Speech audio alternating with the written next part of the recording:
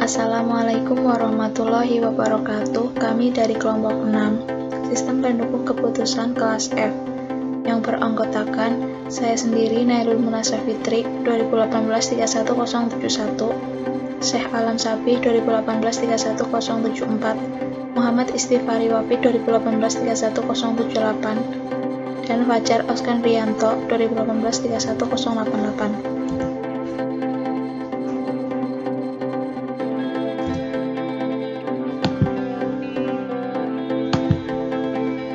Di sini kami membahas studi kasus tentang metode weighted product. Weighted product.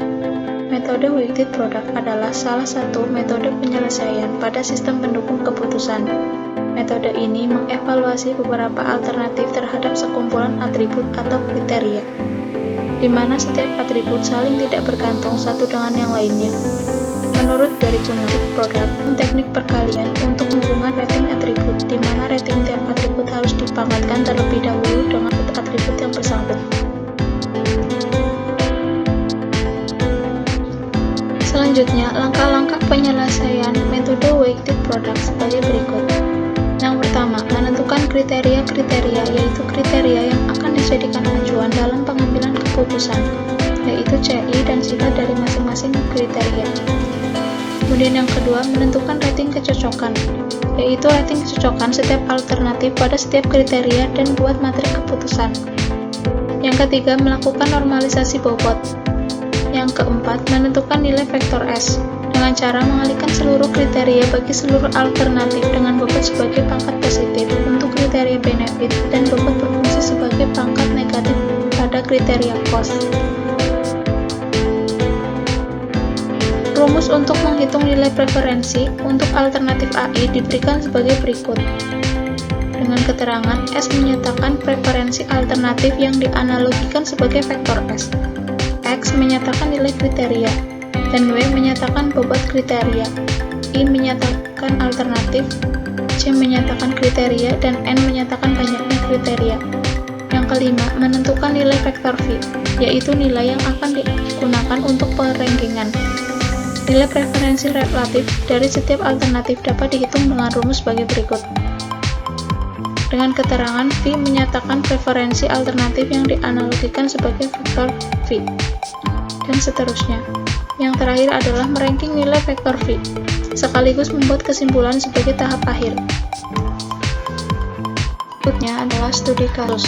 Suatu perusahaan di daerah istimewa Yogyakarta ingin membangun sebuah gudang yang akan digunakan sebagai tempat untuk menyimpan sementara hasil produksinya. Ada 3 lokasi yang akan menjadi alternatif, yaitu A1 Ngeplak, 2 Kalasan, A3 Kota Gede. Ada 5 kriteria yang dijadikan acuan dalam pengambilan keputusan, yaitu C1, jarak dengan pasar terdekat dengan 1 km. C2, kepadatan penduduk di sekitar lokasi, orang per kilometer persegi. C3, jarak dari pabrik dengan satuan kilometer. C4, jarak dengan gudang yang sudah ada dengan satuan kilometer. C5, harga tanah untuk lokasi, Rp1.000.000 per meter persegi.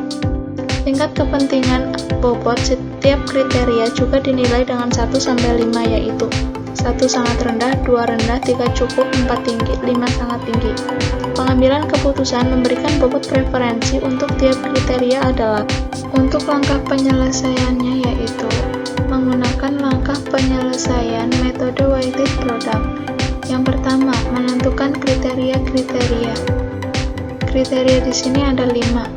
C1, dengan jarak dengan pasar terdekat dengan satuan kilometer, sifatnya kos. C2, kepadatan penduduk di sekitar lokasi, sifatnya kos. C3, jarak dari pabrik, sifatnya kos. C4, jarak dengan gudang yang sudah ada dengan sifat benefit. C5, harga tanah untuk lokasi dengan sifat kos. Langkah yang ketiga, melakukan normalisasi bobot, di mana W sama dengan 5, 3, 4, 2, W15, W23, W34, W44, W5, 2. Maka perbaikan bobot yang dilakukan adalah W1 sama 5 dibagi sigma W sama dengan 0,28. W2 W3 dibagi sigma W sama dengan 0,17. W3 sama dengan 4 dibagi sigma W sama 0,22. W4 4 dibagi sigma W dengan 0,22. W sama dengan dibagi sama dengan 0,11. Jika nilai W1, W2, W3, W4 dan W5 dijumlahkan, maka hasilnya akan sama dengan 1. Kemudian yang keempat, menentukan nilai vektor S. Untuk menentukan vektor S, mengalihkan seluruh bobot sebagai pangkat div untuk kriteria hitungan dan sebagai pangkat negatif biaya, yaitu dengan rumus sebagai berikut. Jadi S1 dengan 075 kriteria jumlah bobot yang pertama. Jadi di sini tadi kriteria A1 yang C1 adalah 0,5. Jadi 0,75 dikurangi 0,28. 0,28 ini W1 dikali C2 dikurang hasil dari W2 dikali dengan C3 dikurang dengan hasil dari W3 dikali dengan 4 dikurang dengan W4 dikali C5 dikurang hasil dari W5 sama dengan begitu juga dengan S2 dan S3 sama seperti S1, dimana gua menggunakan W2 dan C2, sementara S3 kita menggunakan W3 dan C3. Selanjutnya yang kelima yaitu menentukan nilai vektor V, dimana rumusnya adalah sebagai berikut. V1 sama dengan S1 dibagi S1 plus S2 plus S3. Jadi V1 sama dengan jumlah dari S1 dibagi dengan sigma S S1 sampai S3. Yang ini, jumlah ini semua. Jadi S1 dibagi dengan sigma S. Dapatlah hasil V1 nya 0,3546. Kemudian V2 dengan rumus S2 dibagi S1 plus S2 plus S3 yaitu 0,3916. V3 sama dengan S3 dibagi S1 plus S2 plus S3. Didapatlah hasil 0,2539. Selanjutnya, langkah yang terakhir adalah meranking nilai vektor V. Dengan melihat poin nomor 5, didapatkan kesimpulan bahwa nilai V2 lebih besar dibanding dengan nilai V1 dan V3.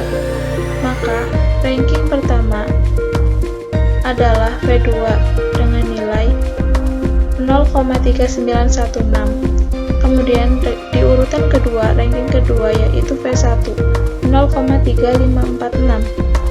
Di urutan ketiga yaitu V3, di mana V3 adalah nilainya 0,2539.